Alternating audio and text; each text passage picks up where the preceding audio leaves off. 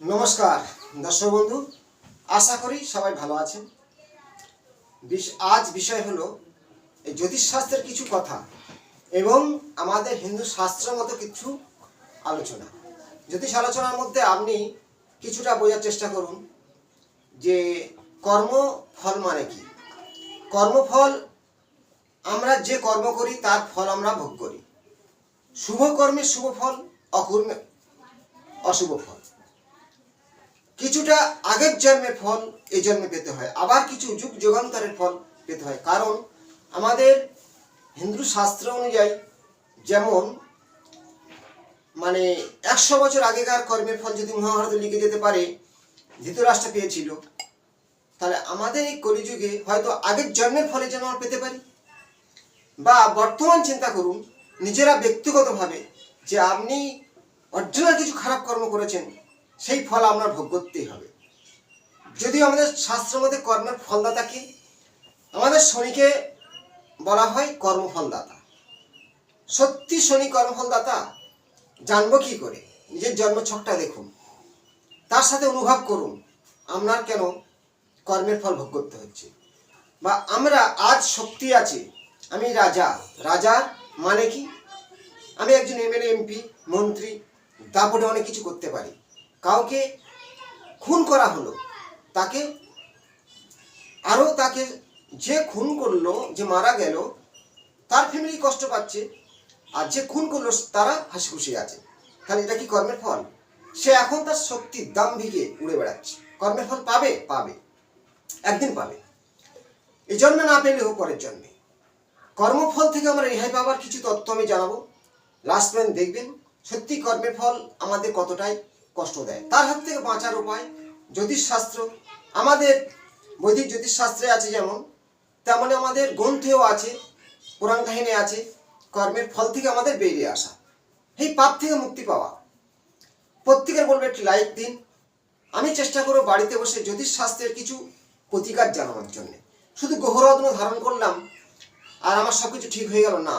আমার কর্মকে ঠিক করতে হবে। কর্ম আপনার ভাগ্য, কর্ম আপনার জীবন। সবচেয়ে বড় ফল কোনটা? কর্মফল। আমি কি কর্ম করছি? অনেকে আছে দিন রাত গাধার মতো খেটে এক মুঠো অন্ন তার ঠিক মতো পাচ্ছে না।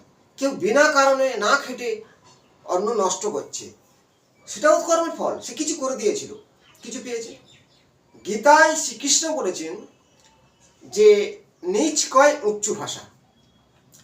কারণটা কি জানেন? যারা নিঃস্ব, গরিব, অসহায়, তারা কিন্তু উচ্চ উচ্চ ভাষা বলতে পারে। কারণটা তার কর্মের ফল সে জানে না। দাম্ভিকতা। কেউ হঠাৎ করে একটু ধনী হয়ে গেল, তার দাম্ভিক বেড়ে গেল। কেউ একজন এমএলএ হলো, সে যেন বিরাট কিছু হয়ে গেল। কিন্তু মৃত্যু অনিবার্য। একটু খেয়াল করে দেখুন বাস্তবের কথা।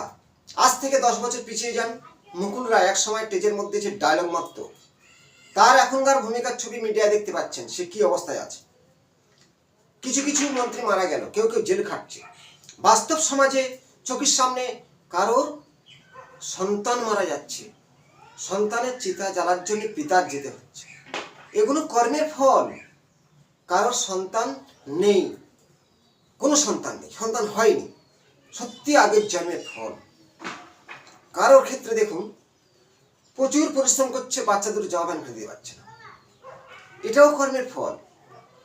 আমাদের কর্মফল আমরা কি করে বুঝবো, বা আমার জন্মছকে কিভাবে ধরা পড়বে, সেই সম্পর্কে তথ্য আমি জানাবো। দেখবেন লাস্ট পর্যন্ত, কাটবেন না, বুঝতে পারবেন না। যদি কেউ কাটেন মিস করবেন। এবং নিজের সম্পর্কে নিজে জানার চেষ্টা করুন।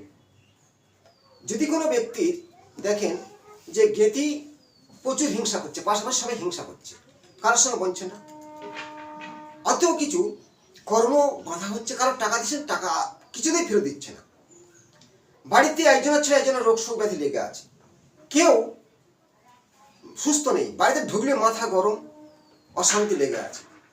আপনার কর্মের ফল। কারোর সন্তান মারা যাচ্ছে পিতার কোলে, মাতার কোলে, কর্মের ফল। এগুলো কিভাবে জানবো? ছকে জানতে পারবেন।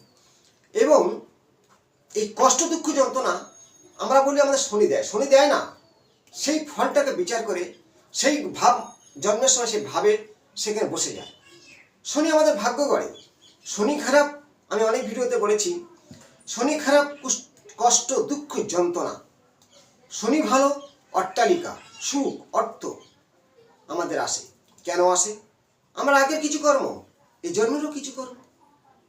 হঠাৎ করে কেউ ধনী ছিল গরিব হয়ে যায়, সেও কর্ম। তার থেকে বাঁচার উপায় কি জানাবো, লাইকটা দেবেন এবং প্রত্যেকের কাছে আবেদন শেয়ার করুন। তবে আমি উৎসাহসে আরও ভালো ভালো তথ্য জানাবো। সামনে দেবীপক্ষ এবং পিতৃপক্ষর এই যে কানেকশানটা, এই যে পিতৃপক্ষ মহালয়া অমাবস্যা, আপনি যথেষ্টভাবে এই পিতৃদোষ কাটান করতে পারেন। সাগরে গিয়ে, কোনো ভালো তীর্থস্থানে গিয়ে, সেই সাগরে চান করলে পাপ তো হয় আমরা জানি, রামায়ণের ভাষা, কিন্তু কিছু ক্রিয়া করতে হয়।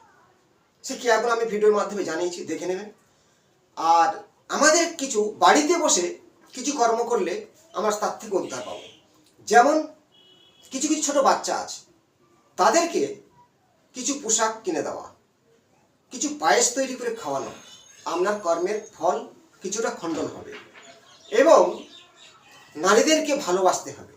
দেখো, যে বাড়িতে অশান্তি লেগে আছে, প্রমাণ করে দেখুন তো আমার কথাগুলো, জ্যোতিষশাস্ত্রের কথা। যে বাড়িতে অশান্তি লেগে আছে তাদের টাকা নেই, যে বাড়িতে যে স্ত্রী কষ্ট পাচ্ছে, চোখের জল ফেলছে, যে সন্তানরা, নারী সন্তান চোখের জল ফেলছে, তাদের বাড়ি কষ্ট, দুঃখ, যন্ত্রণা পিছু ছাড়বে না। নারীদেরকে সম্মান দেওয়া, ভালোবাসা, কিছু তাদেরকে আদর করা, এইটা হচ্ছে মূল। বাড়িতে লক্ষ্মীকে আহ্বান করা মূল কথা। এটা হলো কর্ম।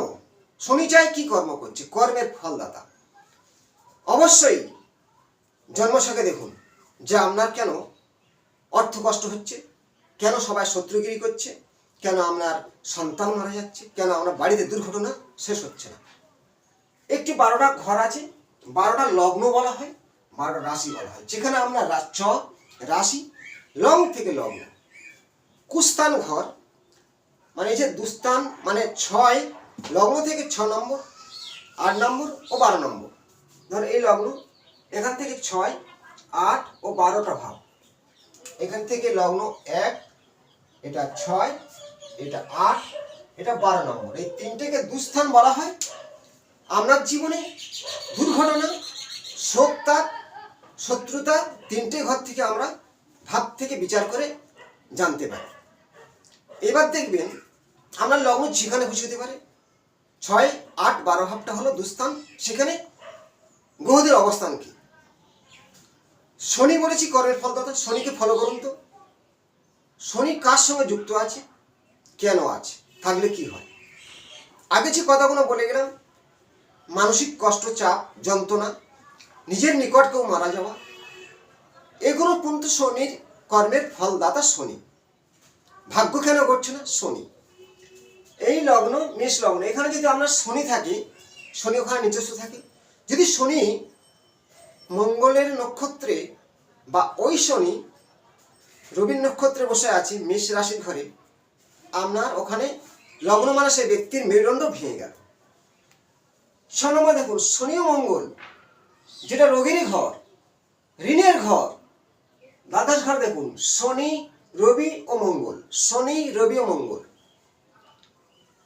ব্যয়ের ঘর। অষ্টম ঘরটা দেখুন, চন্দ্র ও শনি।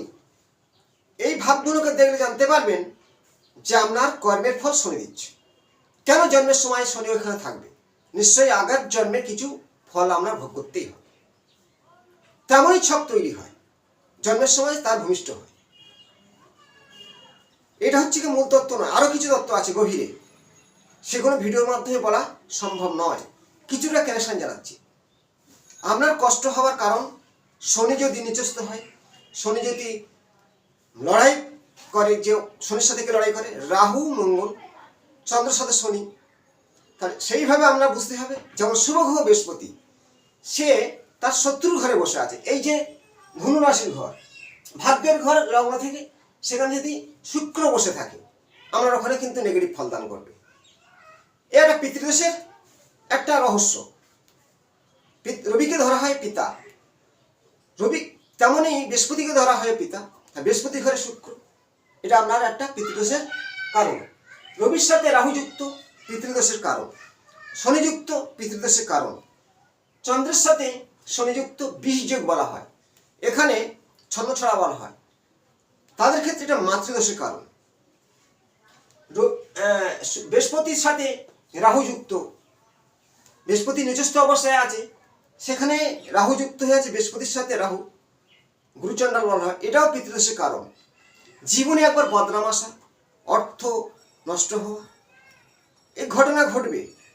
শনি চন্দ্র এবং বুধ, শনি চন্দ্র বুধ আপনার 6, 8, 12 ভাবে আছে বা ভাগ্যের ঘরে আছে, আপনার ভাগ্যের প্রতি হানি, প্রচুর আপনার সমস্যার সম্মুখীন হতে হবে। শনি বুধ রবি রাহু, অনেক সময় ঘরগুলো ফাঁকা হয়ে গিয়ে একসাথে বসে একসাথে এক কারিগর বলে কালসর্প। শনি বুধ রাহু রবি একত্রে আছে, জানতে পারবেন পিতৃদোষ মাতৃদোষ একত্রে হলো, আপনার জীবনে ঘাত প্রতিঘাত আসতে বাধ্য হবে, শোক পাবে। শোক এই সন্তান মরে যাওয়া। বুধ এক ধরনের সন্তান, কেতুকেও সন্তান দ্বারা হয়। আমরা পঞ্চম ভাব দেখুন, লগ্ন থেকে পঞ্চম ভাবটা দেখুন। লগ্ন এই 5 নম্বর ঘরটা দেখবেন। এখানে যদি কেতু বা শনি অবস্থান করে, তার সাথে রবি থাকে, আপনার জীবনের সন্তানের হানিকারক বলা হয়। এই তত্ত্বগুলো আরো জন্মছকে নক্ষত্র কানেকশনটা আরো গুরুত্ব, যদি তার সঙ্গে যুক্ত করে কিছু কিছু ভালো ভালো ভাবকে নষ্ট করে দেয়। আমি তো 6, 8, 12 দুস্থান ঘরটা দেখালাম, আমরা লগ্ন দেখালাম যে ব্যক্তি নিজে বিবাহ ঘরে ওই পাপগ্রহ যুক্ত হয়ে আছে, বিবাহ জীবন নষ্ট। যদি ব্যাংকের ঘর দ্বিতীয় ঘর, লগ্নের দ্বিতীয় ঘর, এখানে যদি আপনার পাপগ্রহ যুক্ত রবি রাহুযুক্ত বা শুক্র, রবি শুক্র বা রাহু বৃহস্পতি, আমরা অর্থের ঘাটতি হবে। ভালো ঘর দ্বিতীয় ঘর, কর্মের জায়গা 10 নম্বর ঘর, সেখানে আমরা এই নেগেটিভ গ্রহগুলো একত্রে আছে। তাহলে জীবনে জানতে পারা যায় জ্যোতিষশাস্ত্র মতো যে জন্মকুণ্ডলিতে সেই ভাবটা কেমন ভাব, তেমনই গ্রহদের রং। বুধের রং হলো সবুজ, শনির রং নীল, মঙ্গলের রং লাল, 3টে মিশ্রিত হচ্ছে, কি কালার হবে? তেমনই আমাদের শরীরের শারীরিক সমস্যা আসতে বাধ্য হবে। এই তথ্যগুলো আমরা জন্মছকে লুকিয়ে আছে। তাহলে আমাদের পিতৃদোষ জীবনে ঘাত প্রতিঘাত, মাতৃদোষ ঘাত প্রতিঘাত, শনি তার সঙ্গে যুক্ত হয়ে কর্মের ফল দান করবে। শনি আমার কষ্ট দিল, শনি 7.5 কিছু হয় না, শনি 7.5 বিয়ে হয়, শনি 7.5 ঘর বাড়ি হয়, উন্নতি হয়, শিক্ষা হয়। কারা শনির থেকে ভয় পাবে? কর্মের ফলদাতা শনি, সে কারো সম্পত্তি নিয়ে নিয়েছে, অর্থ নিয়ে নিয়েছে, অবশ্যই ঘটনাগুলো ঘটবে, কিন্তু এতে বাঁচার উপায় কি? সামনে এই পিতৃ তর্পণ করে নিন। এবং খুব ভালো তত্ত্ব দিচ্ছি, কুকুর আস্তে যে কুকুরগুলো খেতে পাচ্ছে না, কিছু অসুস্থ কুকুর আছে, ম্যাক্সিমাম আপনি 9টা করে কুকুরকে এখন থেকে এই দেবীপক্ষ পর্যন্ত খাইয়ে যান, পিতৃপক্ষ দেবীপক্ষ পর্যন্ত খাইয়ে যান, তাদেরকে খাওয়ান, ভালো করে পেট ভরে খাওয়ান। বাচ্চাদেরকে নবরাত্রির দিনে বাচ্চা কন্যাদের, বাচ্চা মেয়েদের রূপোর জিনিস কিনে দিন, কিছু সাজের জিনিস কিনে দিন, আপনার জীবনে সুখ শান্তি ফিরে আসবে। এই তত্ত্বগুলো আমি যে প্রতিকার জানালাম, আপনি সুস্থ থাকবেন, ভালো থাকবেন। নমস্কার।